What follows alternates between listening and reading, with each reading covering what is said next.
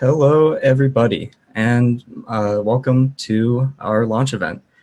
My name is Josh Frank. I'm the editor-in-chief of our creative nonfiction journal, Hindsight, and welcome to the launch of our brand new spring issue. Since the launch of our last issue, a lot has changed. A new year, a new group of wonderful writers and journal staffers to work with, and even a new name for our journal. As we continue to process all of the important events of the last year, it's important that we look back and reflect, and that's exactly what we're doing with our new name, Hindsight. This year, we had the honor of publishing some of the best work we've had yet from some of the most talented writers and artists here at the University of Colorado Boulder. The writing in this issue includes heartfelt stories of life in isolation and the struggles of making your voice heard in a time when it feels like nobody is listening. So join us tonight as we celebrate and share the creative voices of University of Colorado Boulder student writers and artists as we move into a new era of our journal. Come this fall, we'll be looking for a new team of dedicated staffers to help make the next issue of Hindsight come together. So if you want to help student writers and artists get published, send an email to our faculty advisor, Jay Ellis, and I could ask about applying for an internship. Up next, to introduce our esteemed guest speaker, is the man himself, Jay Ellis. Thanks, Josh. As the Program for Writing and Rhetoric's advisor for this journal, I'm lucky to work with such wonderful students on Hindsight, and I want to thank them for their hard work and all our student contributors trusting their work to us to bring it to you. We're moving ahead after the legacy of Journal 2020, which for 9 print issues over 8 years was CU Boulder's publishing home for undergraduate-only creative nonfiction. We're saying goodbye to 2020, though, in more ways than one, we hope. We're still publishing an annual print journal, along with more writing and art, now including graduate students, on our growing website year-round. Tonight, our keynote guest is a remarkable writer of creative nonfiction, teaching in the MFA program in writing and publishing at Vermont College of Fine Arts. Jericho Parms is the author of the essay collection Lost Wax. And her work has appeared in Brevity, The Normal School, American Literary Review, Fourth Genre, and other journals. Nominated for a Pushcart Prize and noted in Best American Essays, she's also appeared in Waveform, 21st Century Essays by Women, and Brief Encounters, a collection of contemporary nonfiction. Her essays get at identity through memoir, but with wide writer's eyes that take in everything and everybody. In many places, from the Sonora Desert ranch of her grandfather to growing up in a musical family in Riverside near the Bronx, with climbs in Ireland and museum visits all over. She writes lyrically of art and place, from horses to handball courts, and all with the sensibility of one on whom nothing is lost.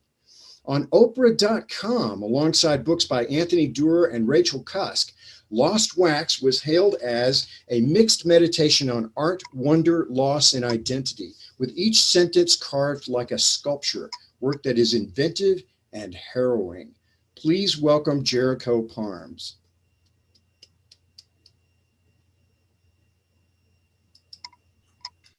Wow, thank you so much. It is such an honor to be here. I hope you all can hear me okay.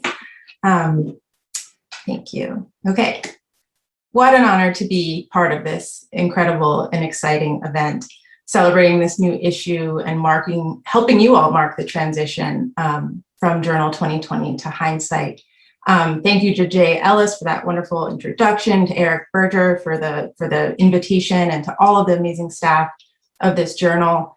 And staff in the program office. It's so sometimes challenging to do these things with all of the remote logistics, but everybody has been so warm and welcoming. Juliana for all the details, all the information, Charlie from the start. It's been wonderful to work with you all and to get to know the issue and to the work that you all are doing as writers. It's quite the team, and it's really been a pleasure and an honor to work with you.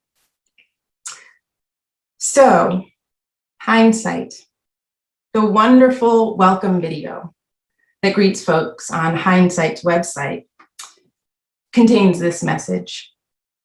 In these times, we need art. We need art to heal, to learn, and to grow. As a creative nonfiction journal, it has always been our goal to share artwork and stories with the potential to change how we view the world. I could not more fully believe in or share your goals. To heal, to learn, to grow. To learn, to grow, to heal. No matter how you order it, this is our work now. As writers, as creative nonfiction writers in particular, concerned with finding meaning in our individual experiences in order to understand what binds us to a broader shared human experience. The work included in this issue does just that. So congratulations to all of the writers who have contributed, including the winners of the Health and Social Justice Contest.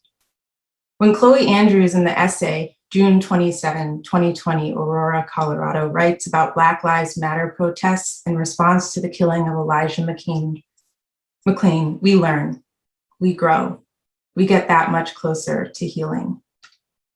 They are filled with rage, but are filled with hope too, Andrews writes, describing young activists. Not the tired, exhausted hope that's frayed at the edges, but the kind of stubborn hope that refuses to yield because they will change the world themselves, even if it means they have to pull it apart with their teeth. When Kayla Fetters in the essay For Better, For Worse, in Sickness and in Health writes about how the coronavirus pandemic has forced a reckoning with love and loss, we learn, we grow, we are brought that much closer to healing. It is here, Fetters writes, pressed up against a window into the past and looking out into the gray haze of an uncertain future, that we find on the glass the fingerprints of the inconsequential millions of our history textbooks and see that their fingerprints match our own. This is an issue full of work that reminds us to feel, reminds us to look closer, that allows us to learn, to grow, and to heal. And the timing couldn't feel more appropriate. It is March. This month, many people have been acknowledging that a year has passed since the pandemic took hold of this country. A year marked by physical distance, a year when loss and isolation took root, just as longstanding injustices in our society surfaced in new ways, protests budding, then branching across the country. If you're following, you might notice the language of growth and seasons here, roots, buds, branches. To grow, to learn, to heal. To me, that is as much a practice of considering our relationship to each other, to our health and well-being, as it is our relationship to the natural world around us. I know there's a lot of amazing work to be shared this evening. Before I return us to celebrating this new issue, I'd like to share an excerpt, really just some fragments of a new essay. This is called Coyote Season. And all you need to know is that I live in rural Vermont, and where I live, there are no regulations around coyote hunting. There are no sort of limits to that season. A lot of people bait coyotes and then hunt them for sport, and it tends to be a pretty controversial issue around here. There's been a lot of debate about it. And this past year, I sort of dove into that while the sort of backdrop of the rest of the world was happening. Coyote season. At night, I hold my son in my arms after he is woken, fussing and crawled into the warmth of our bed. Before we settle back into sleep, he tosses and turns, smothering his face against mine, my body, his pillow, his den, always. Before the shot is fired, I open my eyes, as if by instinct that darkness requires. In those few seconds before the gunfire, my hand had tightened around my son's belly, my fingertips reaching to cup his ribs, taking the pulse of his breathing. The shot startles me, makes my spine and shoulder blades tense invisibly beneath my skin, and echoes in the bowl of the neighboring field, its ricochet causing a delay in my heart's own rhythm as I hold my breath in case my son wakes. He stirs slightly but remains asleep. I am floored by his sense of safety. At night, when I hear the coyotes running in packs, howling and yelping in the woods, I don't remember they're going to die. Not the pack of them, just one at a time, lured by the bait pile our neighbor keeps tucked at the edge of the woods we share. For weeks that March, I had been glued to the news, obsessively checking my email and phone for updates on the protests which had swelled across the country in the wake of the murder of George Floyd. 2 weeks earlier, Louisville police officers had shot Breonna Taylor in her home, raiding her apartment in the middle of the night, riddling her home with bullets that pierced the walls of the neighboring condo.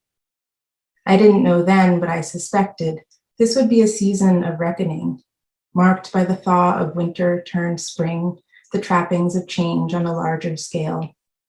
A season when, growing lost, I would seek instruction from the natural world around me, succumb to isolation and solitude, to relive my own awakening as a woman of color living in the country in a landscape not my own, to seek wisdom in its retelling, to reclaim something inside of me I did not know I had lost. Coyote sounds are most common in early fall when families have not yet dispersed and the young are still excitable. In spring, their noises are less frequent, though it seemed that March I heard them more than ever, or perhaps I just wanted to believe I did. But they were out there too, howling for their right to thrive. March is said to be the month of awakenings, when the earth begins to thaw and life stirs after months of inactive winter. Hibernating mammals regain their metabolism, mating season begins, migrating birds return from their southern wintering grounds, sap flows.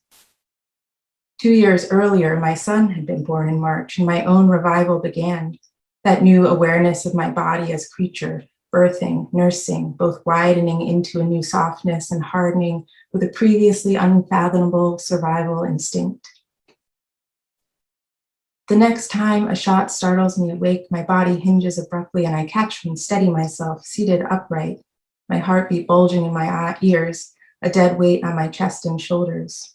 I focus on my breath, calming myself enough to hear over my pulse, to listen for signs of life, the residual yelp of escape, a warning howl to the rest of the pack, the wounded cry of a partial hit, that lingering drip of noise I've come to fear most. But as the last of the kill shot ricochets through the lower field, there's only silence until they come for it, at first light, driving across the field to the wooded edge of the hill. Somewhere in the darkness on the familiar forest floor, the coyote's body will lie there, still and streaming like warm breath in the cold air. My husband stirs and rolls over to pull me into his arms, holds me firmly until my body eases. In this moment, I'm aware of the line between relaxing my body and releasing what it knows. There's no season for the killings. There's no end to the loss.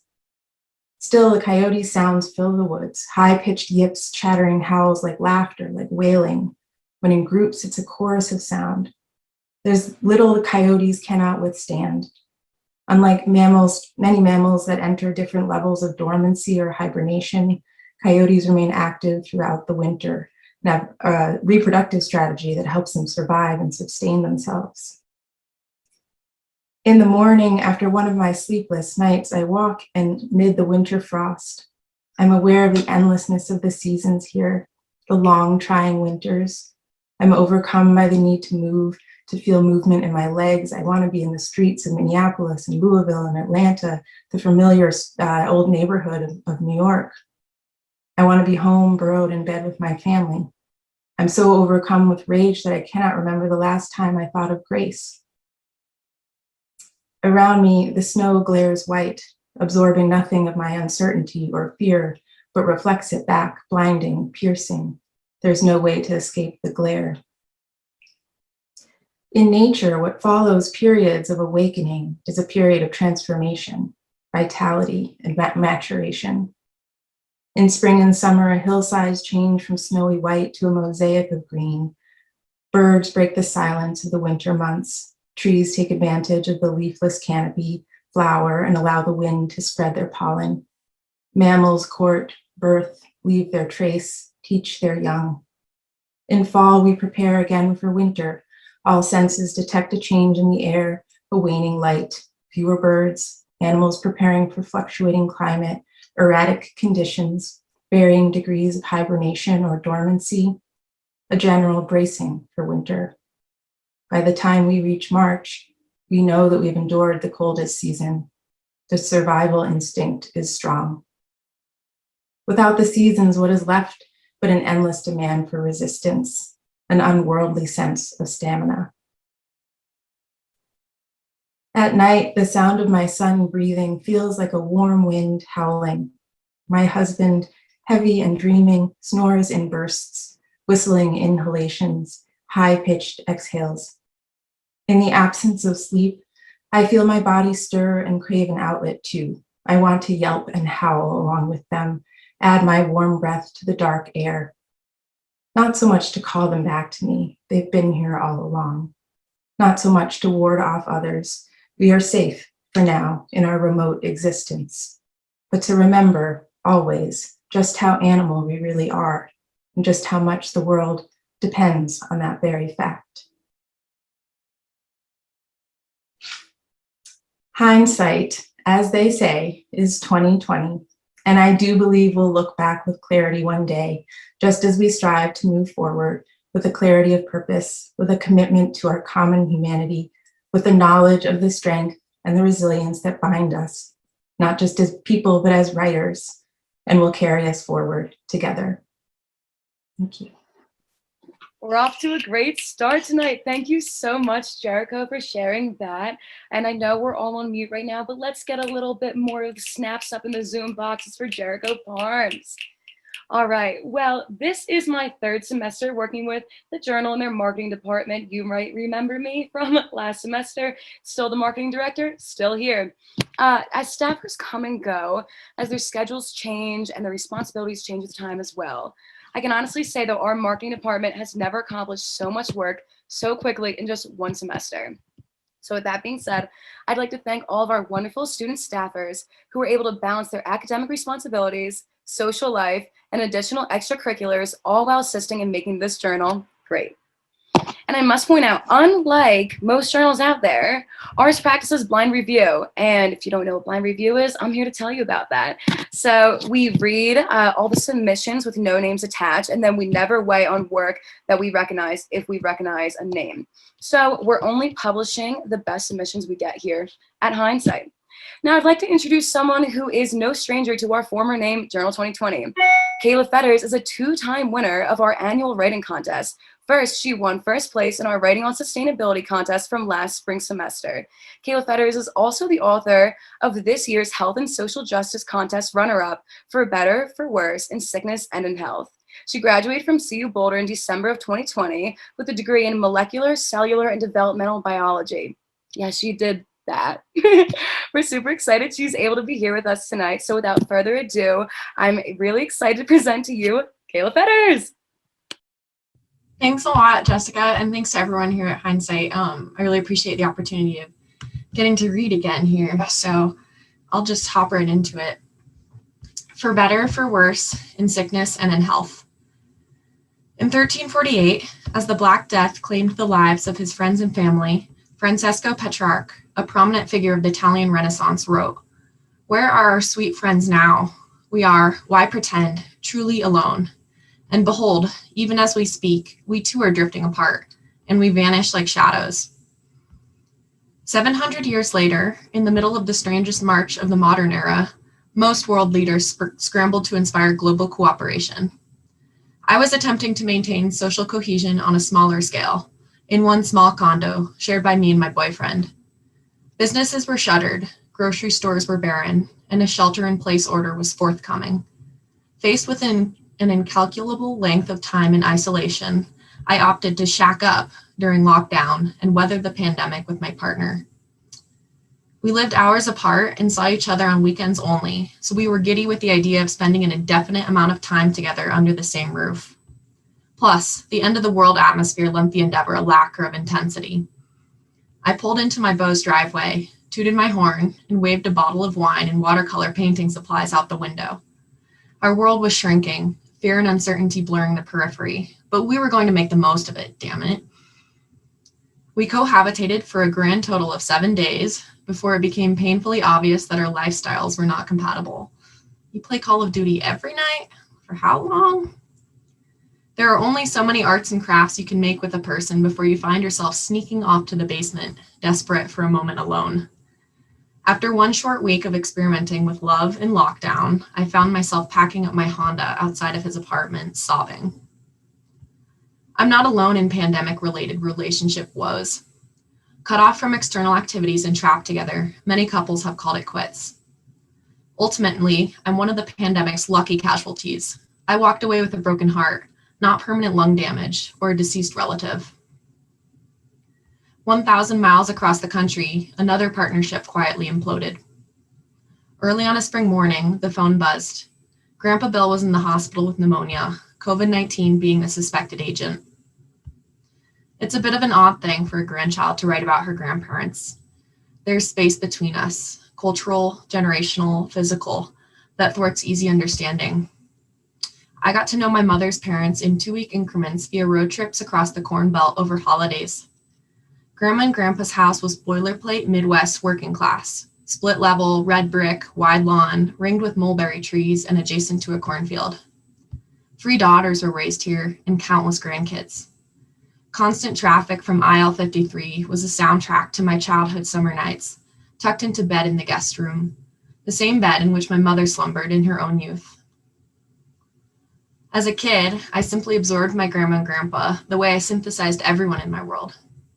Only later did I learn elements of their story that escaped me as a child. They'd met in a bowling league. Grandpa was in the reserves during Vietnam. My ever-industrious grandma had to be forced into retirement from the spirits bottling plant where she worked for decades. My grandpa was a quiet man and a smoker 50 years strong. He chose detachment over small talk, which he couldn't stand. Some days, he smoked more cigarettes than he spoke words. When grandkids gathered in the kitchen to bake cookies or watch cartoons, Grandpa remained in the family room lazy boy, the television invariably on and tuned to NASCAR or CNN. After a stroke the previous autumn, his doctor told him to kick the habit or die within the year. He was issued a portable oxygen concentrator, which hunkered under the kitchen table, purring mechanically and whooshing intermittently. The machine fed him oxygen, cool and distilled, through clear tubing run under his nostrils. This tubing snaked through the old house, up the stairs and under dressers. Relatives were constantly tripping over it. Young cousins used it as a jump rope when the adults weren't looking. Everyone watched their feet. No one wanted to be the one to unplug Grandpa. Severed from his cigarettes, Grandpa disappeared into the easy chair, only extracting himself to mount the stairs for lunch. His ruined lungs protested as he ascended, clutching the railing. At the top, he rested for 10 minutes to stabilize his plummeting oxygen levels. Old habits die hard. Several months after the stroke, Grandma caught him in the garage, tubing pulled from his nostrils, cigarette in hand, inhaling blissfully. For a virus of the respiratory system, Grandpa was the dream host. My mom knew it, the doctors knew it, and in her own complicated way, Grandma knew it too. The nucleus of Grandma Nancy's world was her kids and grandkids. She had a way of lingering on a subject a minute too long, be it potato salad or politics. She spun novels around a single photograph in a dusty frame. As a teenager, Grandma worked for a seamstress to save money to pay her brother Frankie's college tuition. Higher education was an aspiration she was never permitted. Through her life, she carried the hurt. Her mind craved patterns and order. She hand-washed dishes with sluggish precision, despite the new dishwasher they'd had installed. She was rarely without camera in hand, documenting every movement of the grandkids, and she loved nothing more than indulging the babblings of a young grandson. At noon every day, Grandpa made a sandwich for Grandma and himself: white bread, Kraft cheese, deli ham, and mayonnaise. They sat together silently at the dining room table, Grandpa's eyes cast downward at the crossword puzzle and Grandma's wandering around the room. The old-fashioned clock on the mantel faithfully ticked away the seconds. Sporadically, Grandma would bother her husband with a remark. "So I says to Deborah down at the river that you'd be there Sunday to mow the grass." And Grandpa would grunt dismissively and return to his crossword. As a kid, I collected Grandpa's newspapers after he'd finished with them. Without fail, the crossword puzzle was solved, neat pencil strokes betraying a vast vocabulary concealed behind the silence. As she aged, Grandma's spine bowed over. She mistook my mother, her daughter, for my teenage cousin. She put her jeans on backwards and struggled with the holes in her shirts. When someone mentioned the presidential election, she voiced her support of Jimmy Carter. She washed the same dish over and over, wearing her fingers raw. One morning, she fell asleep at the wheel and drove her car into a ditch. By degrees, my grandma was fading from herself, less the warm maternal presence of my childhood memories and more a question mark drifting around an old house. Grandma fought the winnowing of her independence with all of the awareness she still possessed, refusing caretakers and protesting her daughter's revocation of her driver's license. At the same time, Grandpa recessed still farther behind the high-definition walls of the television, his damaged lungs confining his movement to the kitchen and back. In some ways, my grandparents' illnesses of mind and body are complementary, and I'd like to imagine them a unit of mutual support. But I know that their love, if once animated by some bowling league courtship, has been ossified by habit. Then the pandemic struck. As the virus spread through Chicago and its suburbs, the family stopped visiting. My Aunt Joni and her children dropped groceries at the doorstep and waved from outside the window, but hugging, touching, and visiting could be deadly. So Grandma and Grandpa were alone together in the house they'd occupied since 1971, that they owned in full, and that Grandma covered in picture frames and white lace tablecloths. And shortly thereafter, Grandpa was in the hospital, his ravaged lungs being drained of fluid. My mom hunkered on the other end of the telephone, 1,000 miles away, fearing the worst. Then his COVID-19 test came back negative. He was moved from the COVID floor of the hospital, stabilized, and discharged a week later. In the same amount of time I'd lasted with my boyfriend in his condo, Grandpa had dodged the virus and returned to his roost in the Lazy Boy. Our elders are the overwhelming victims of the pandemic. Modern research and ancient wisdom both suggest that social engagement boosts longevity in life's twilight years, but one of the greatest risk factors for severe complications from COVID-19 infection is advanced age. To protect our vulnerable seniors, we've isolated them in retirement homes and replaced reunions with Zoom calls. In virus hotspots, nursing homes resemble prisons, with residents quarantined in their rooms sans outsider contact. Our grandparents and great-grandparents, already marginalized in the public sphere, have been farther displaced. They face the elevated risk of acquiring an illness from which they may not recover. They endure this anxiety mostly alone. Ultimately, many of them will contract the virus, and for some, the infection will be fatal.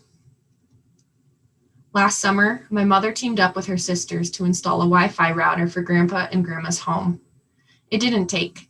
Grandpa was impervious to a screen he couldn't navigate with a remote, and Grandma just couldn't make sense of it.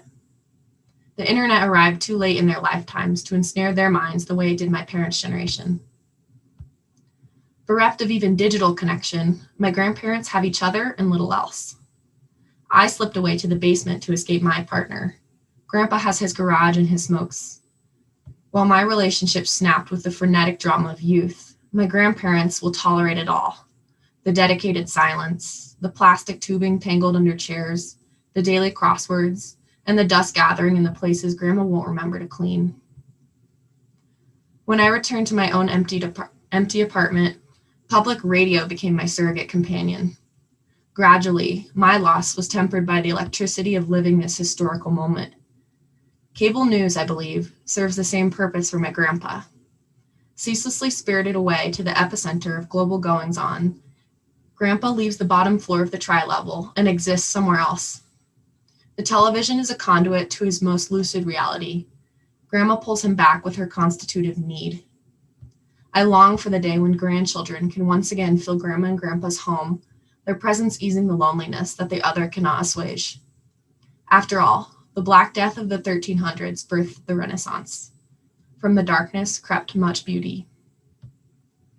My grandparents are Catholic, and when they married, they took each other in sickness and health for better and for worse. The carapace of this vow may be the only thing holding them together. When I considered the endless identical days of an interminable shelter-in-place order, I bolted from my partner. My fear was that the monotony would calcify and define our eternity. To parallel Petrarch, who described the loneliness of antiquity's plague, the coronavirus pandemic has forced a reckoning with love and loss. The human spirit is shuttered away, directed inward at self, companion, and immediate family. We have chosen this course to protect the elderly and vulnerable, who themselves suffer greatest from isolation. It is here, pressed up against a window into the past and looking out into the gray haze of an uncertain future, that we find on the glass the fingerprints of the inconsequential millions of our history textbooks and see that their fingerprints match our own. That's it. Thank you so much, Kayla. Always incredible. Just got a little emotional there. You always blow me away. All right, so next up, we'd like to introduce our first place winner of our Health and Social Justice Contest, Chloe Andrews. Chloe wrote an astounding submission regarding her experience attending the Elijah McClain Memorial last summer, titled June 27th, 2020. Chloe's a senior studying creative writing and philosophy and women and gender studies. She grew up in Breckenridge, Colorado, and developed a love for the outdoors, as well as a love for all things fantasy. Chloe was unable to read this evening, but gave us permission to share a segment from her incredible piece that I am going to try to do justice for her. So thank you, Chloe. Okay. People pour over the sidewalks, waiting patiently for the lights to change, riddled with signs like ants carrying the cast-off crumbs of a picnic. People honk and cheer as they drive by, waving in recognition of justice. The cops and the Klan go hand in hand, and Elijah McClain. Elizabeth's horn is broken, but we wave as we circle the parking lots and fields, searching for parking where the cops won't slash her brand new tires. We settle at a Family Dollar, retracing the white lines and moving cars until she selects a spot in the corner of the lot. We run in for candy and snacks because the sugar will push us through hours of standing. All I can think is that Family Dollar stocked desperations on the shelves, packed between all the orange price tags. The kind that sinks through your pores and sticks to your ribs, perfectly compact in the shape of a dollar sign.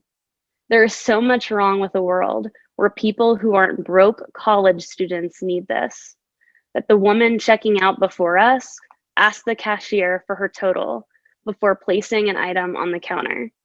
$21.37, $23.48. And that was Chloe Andrews. I think she is here with us today, so thank you, Chloe. All right, and then I'm gonna go ahead and introduce our next reader. So our next reader is going to be Jack Brody. They are presenting their piece, Liner Notes from a Trans Kid. Jack Brody has been writing since the age of 11 and currently pursues a creative writing BA from the University of Colorado Boulder. Their work has been featured in literary journals, including Voice of Eve, Random Sample, and Light and Dark. Jack's piece is a creative and insightful voice focusing on LGBTQ+ themes on identity. And this is dedicated to their brother, Senjin, for contributing to making the world a better place. With that, let's welcome Jack.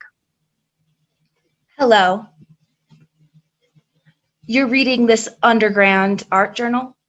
You're reading a college journal, and it's been a long day, a long year even already, and you're sort of bored, sort of dozing off, and then the word you makes you snap up and pay attention. You. Wait. Me? You're less bored now. This text is weird and you don't know if you like it, but you're definitely not bored. You've read a lot.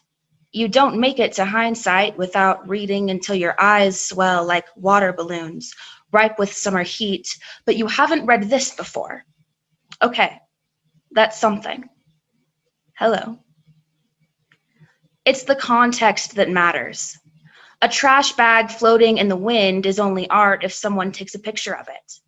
An upside-down urinal signed R. Mutt only becomes important when Marcel Duchamp resigns from the Society of Independent Artists because they won't put his toilet in a museum.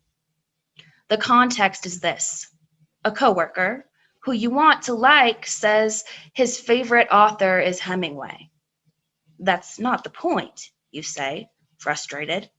You like fragile masculinity within the context of trench warfare just as much as the next man. But you like Jan Martel too, Rupi Kaur. You mentioned liking Rupi Kaur in a poetry workshop once, and your head-up-his-ass graduate student teacher rolled his eyes. Who's your favorite author? Asks your coworker. You tell him, and he snickers. Your favorite author is Brandon Sanderson. You've never read his best book, though, Alcatraz versus the Evil Librarians. You've never read his best book, but you used to stand in the mirror and quote Alcatraz's fiery love interest, Bastille, until your tongue sparked like a rocket.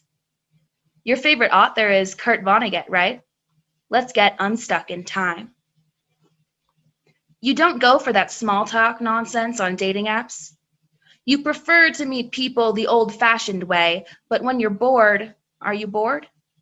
Or lonely, you'll start swiping. An ex took your profile pic, but you chose your opening line, something to start a conversation, something designed to show your intellect and test others. Hey, sexy, what's your favorite word? Shitwad, he says, the boy you later fall in love with. It's a pedestrian response, plebeian. This won't go beyond a hookup, you think. Who's your favorite author? He asks. David Foster Wallace. You're surprised at the question, but you don't have to think about the answer. Infinite Jest is the best book ever written. Not bad, he says. Have you read This Is Water? This is water, you think, reading along on hindsight about events that never happened to you. This is water. It's the context that matters. You type until your fingers blister. Your favorite author, Stephen King, writes 6 pages a day, and so will you, which is why the homework is boring. You have so many other things to do. You have blisters to pop. At least when you have to read Hemingway, you're learning how to write. What are you learning from this shit? This is water, and it's the context that matters. Ernest Hemingway is taught at every university, and he earned that. They all earned that. Steinbeck, Melville, London. They're all great authors. That's not the context. The context is that you're in a graduate-level writer's workshop where everyone has read until their eyes swell like water balloons, and every man who names his favorite author names another man. A white man. A straight, cis, white man. Your name is Ballena, and you live in the sea. The old man, not Hemingway's man, but Hemingway, tells you about his rival. His prissy, unsatisfied, unsatisfying rival, who's a homosexual. But he has a wife, you might argue. Nonsense, says Ernest. But does he like men, you ask. Your tail thuds through the tide like a landmine. Ernest reaches up to touch the brittle hide of your massive belly. Well, he certainly doesn't fuck his wife. Ernest, you want to say, there is more to sexuality than fucking one's wife, and there should certainly be more to one's wife than fucking. Ernest doesn't listen, because you are half out of the water. This is water. He submerges his head, somehow still shouting. But let's say, in this context, we're being very generous and counting F. Scott Fitzgerald as not entirely a straight cis white man.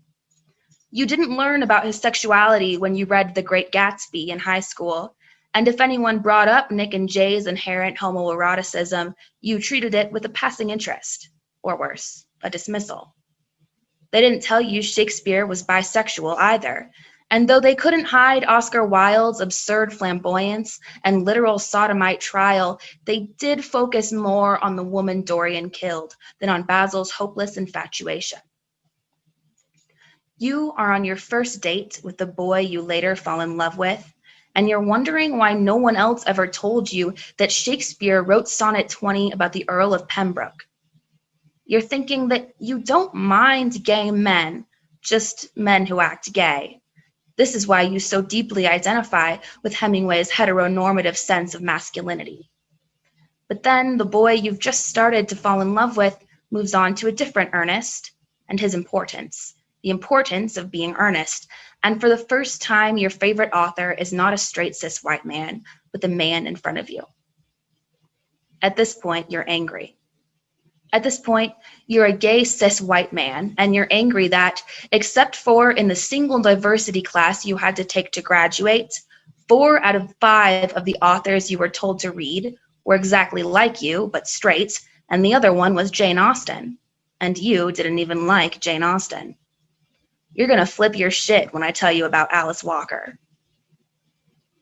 At first, you don't believe the boy you're barely in love with when he says his favorite author is Angie Sage.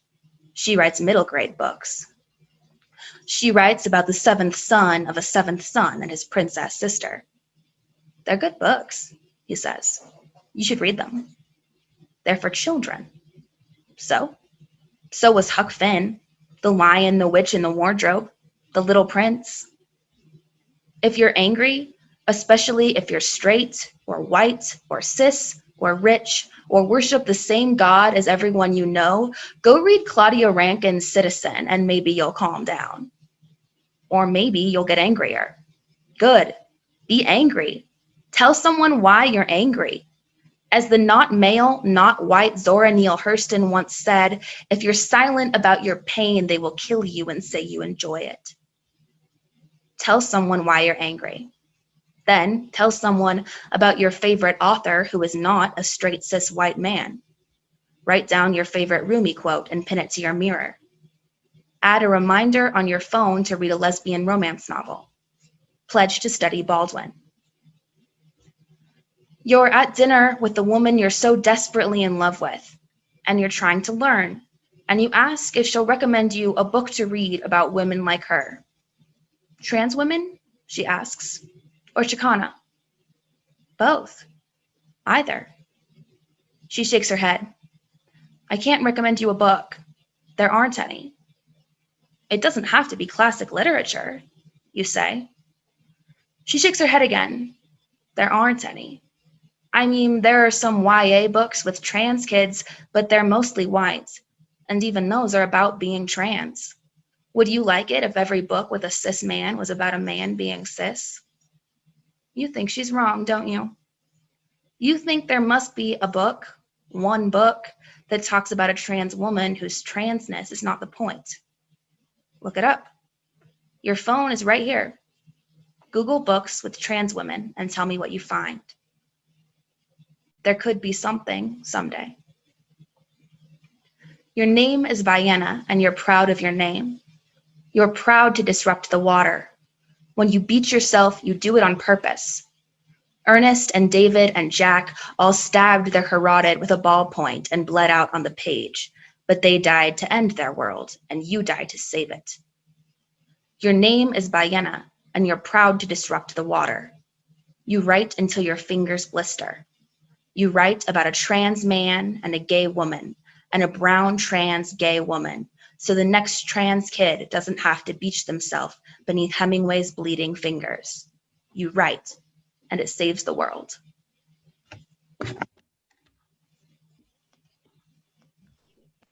Thank you, Jack. Our next reader is Grace Smith. Grace is a CU Boulder history graduate who has published work with Her Campus Media and is now a full-time writer. She will be reading her piece, Going Somewhere, which she dedicated to her 18-year-old self.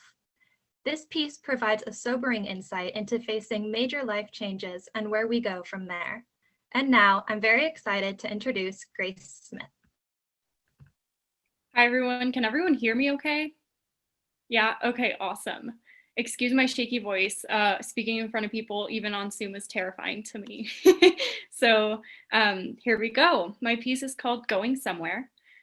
The gold watch on my left wrist was vibrating nonstop while I sleepily sat in my anthropology lab. I looked around to make sure the coast was clear before I checked my phone. The only eyes on me were the judgy looks from the dusty primate school sitting on the fake marble countertop. Coast clear. When I peeked at my phone, I noticed my mom had texted me one too many times. That's odd, I thought to myself, as I slipped my phone back into the bottom of my backpack to keep all of my receipts and broken pens some company. For the next hour, my brain tried hard to focus on not dropping the monkey skull I had in my possession and ignoring the annoying sipping sound the girl behind me made every single time she had a taste of her latte, but I simply couldn't. I wasn't concerned that my mom was in a horrible accident or that she had bad news or that the world was going to burst into flames, but seeing all the message notifications made me feel like one of the hundreds of thoughts had fallen through the cracks of my brain. As soon as lecture ended, I grabbed my bag and bolted to the bus stop, forgetting that my phone was at the bottom of my bag. I'll check it later, I said to myself out loud while walking down the auburn-colored stairs inside of Hale. The clock had just struck 3:05 when I reached the bus stop, which meant that the buff bus would be there anytime. I had an internal debate with myself for a minute until I finally got around to grabbing my phone from the bottomless pit that was my backpack. 17 unread messages, 2 missed calls, 1 Snapchat notification. Hey, an album release. Oh my God, I quickly gasped. That's what I was forgetting. No, maybe. That annoying little version of myself, the one that walks and talks inside of my head and that I insist remind me of things later, flashed a giant stop sign inside of my brain. I unlocked my phone to see a picture of a photoshopped cat with pasta on his head, giggled and clicked on my messages.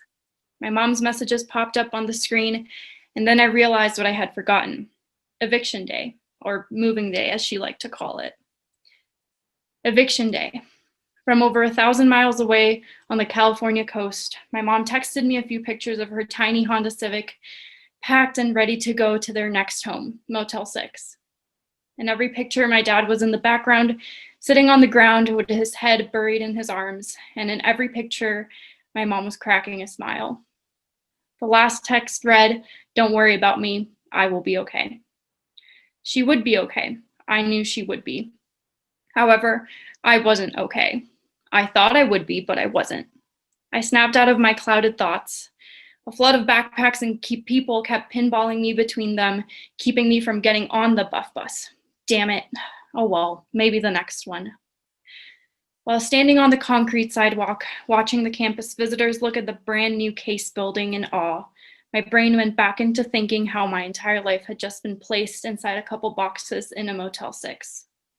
As I stood there waiting for the next bus, a red-headed girl wearing a bright blue backpack, stamped with her sorority letters, mindlessly chatted with her sorority sister, loud enough for me to overhear. Oh my God, I'm so excited to go home and sleep in my bed. Ugh, it's so comfy. My bed, my house, my chair, my desk, my bathroom, my shower, my pink pillowcase, the pictures, the concert tickets, the movie stubs, the playbills, my life gone. A ding from my phone brought me back to reality with a text from my best friend. Hey, did you listen to the new Hippocampus album yet? And I texted her back, nope, about to listen, smiley face. I opened my music app and saw that my phone had already downloaded the entire Bambi album for me. How convenient. As I pressed play, the second buff bus came around and opened its doors.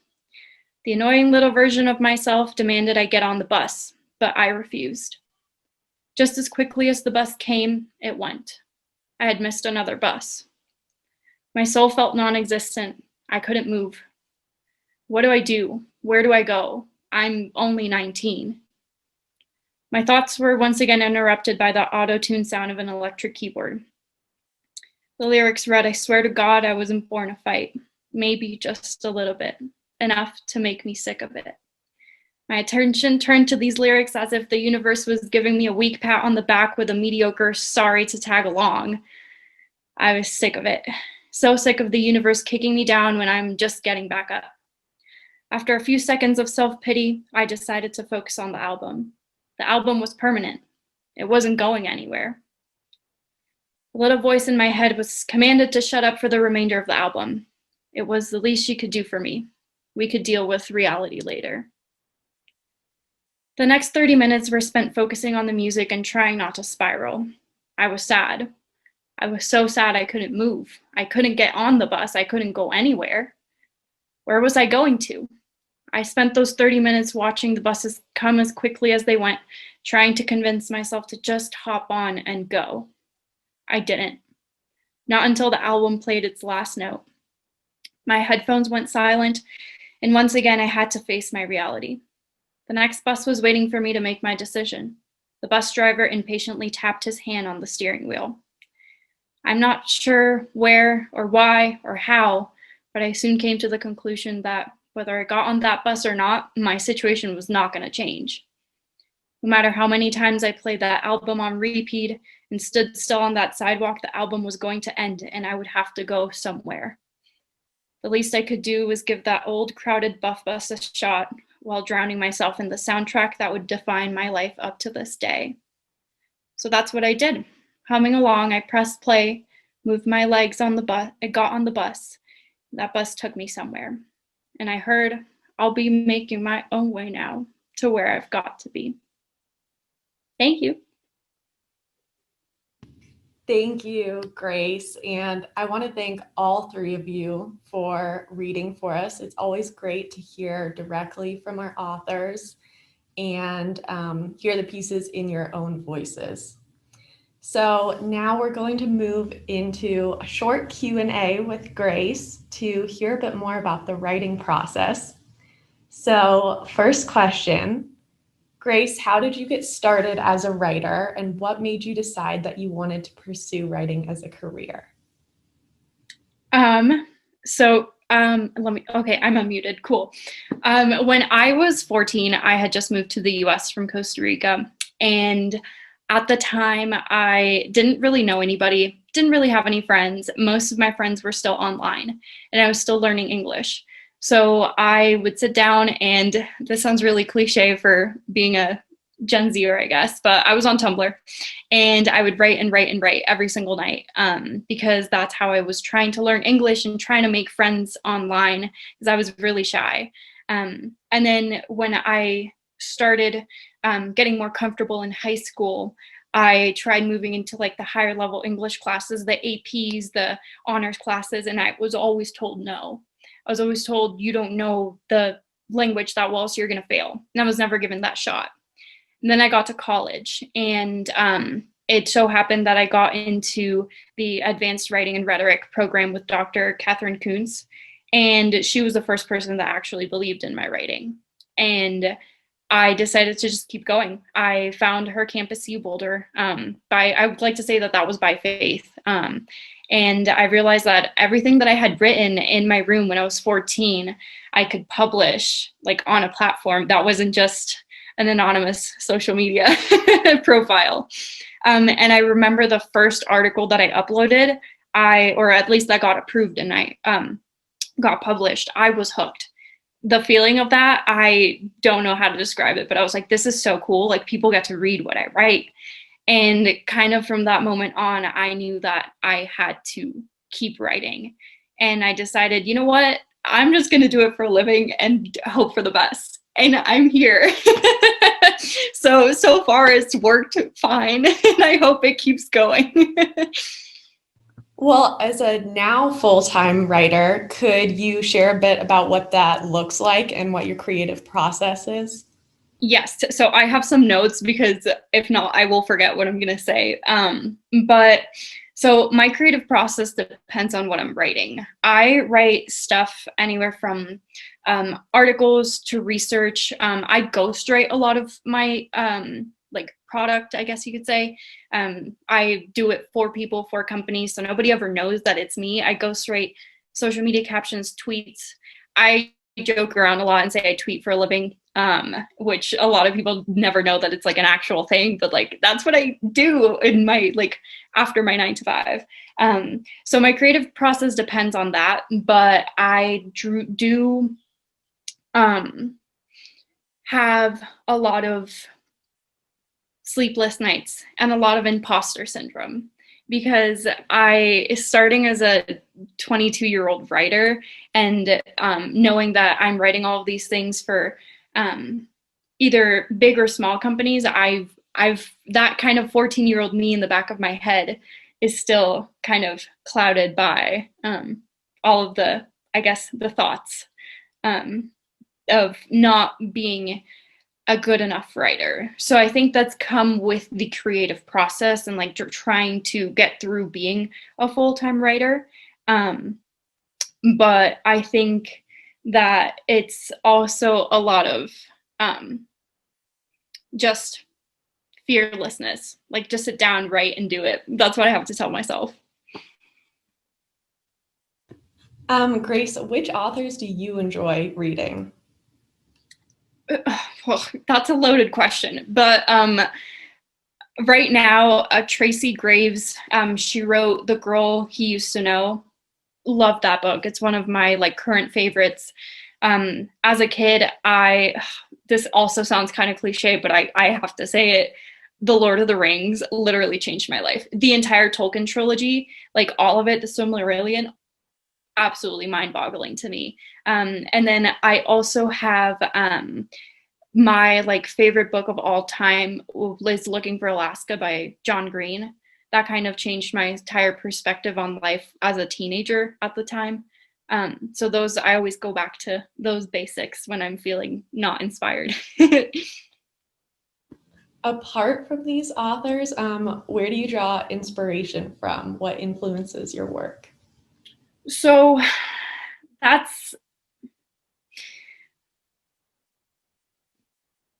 I'm a very stubborn person. I will say that. And I like taking everything that I learned in high school and college about writing.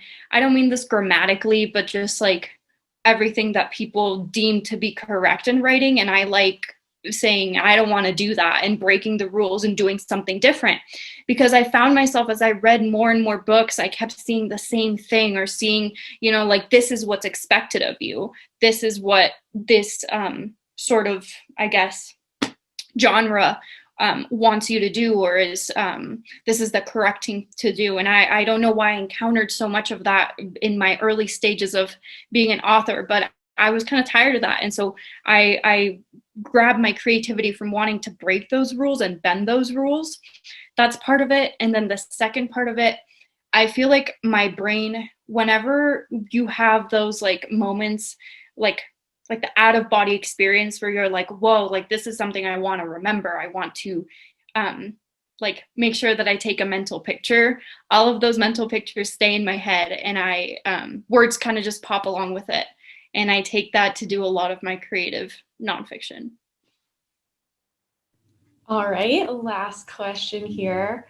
Why write creative nonfiction in particular? What are your thoughts on the genre? So I guess to answer both things at the same time, out of all of the genres, at least aside from like academics, no one can tell you you're wrong. I mean, people can tell you you're wrong. They could say your writing is not good, your writing's not up to the standard, etc. But creative nonfiction, at least to me, most of the time, if not always, is coming from your story as a person. And it's your story, and nobody can change that. They can't say that your story is wrong because it's yours. So I've kind of fallen in love with this genre because of that, because you get to do you. And like I mentioned before, yes, there's grammatical like rules and things that you need to abide by for the sake of like understanding. But when it comes to your story, you can write it however you want. And I think that's really special. And for me, it has a very special place in my heart because I do ghostwrite so much and I write for other people that, it has to fit someone else's view, someone else's voice. And in this case, I get to do whatever I want in like a fun way. So. Well, thank you so much, Grace. We really appreciate you giving us more insight into your writing. Now we are going to switch gears just a little bit. We're all going to watch a video made by Aisha, who is our very talented art director, giving us a look at the creative process behind this year's cover design. Hello everyone, my name is Aisha and I am the art director at Hindsight this semester. I'm actually part of a team of 3 people in my department, and that includes Charlotte Whitney and Henry Perry Friedman. They've both also played an important role in what we're about to look at, which is a little behind the scenes look at our process for the first cover of Hindsight. So it's a virtual whiteboard, which basically means we can collect visuals and links and all kinds of notes from the last few weeks to help us along the way. And it starts out with a few notes on the direction we want to head in. There's more information that was either discussed in meetings or in emails, but this board contains the good stuff. Next, we have a section for all our research. We looked into various literary and art journals as well as posters to get a general sense of design elements that we were inspired by. This section is actually a condensed version of another web page where we took even more notes and had even more images up on that page. We also gathered several different art submissions that we thought could potentially be on the cover, since we do want to showcase student art. These images are not published yet, so sadly you only get to see lots of white rectangles and the image we finally did use.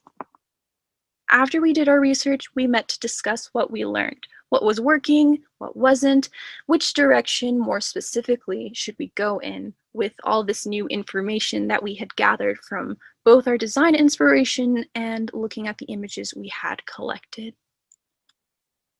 After this meeting, we did some activities to get our minds thinking creatively, and part of this was a quick round of sketches that helped us form the basis of our mock-ups.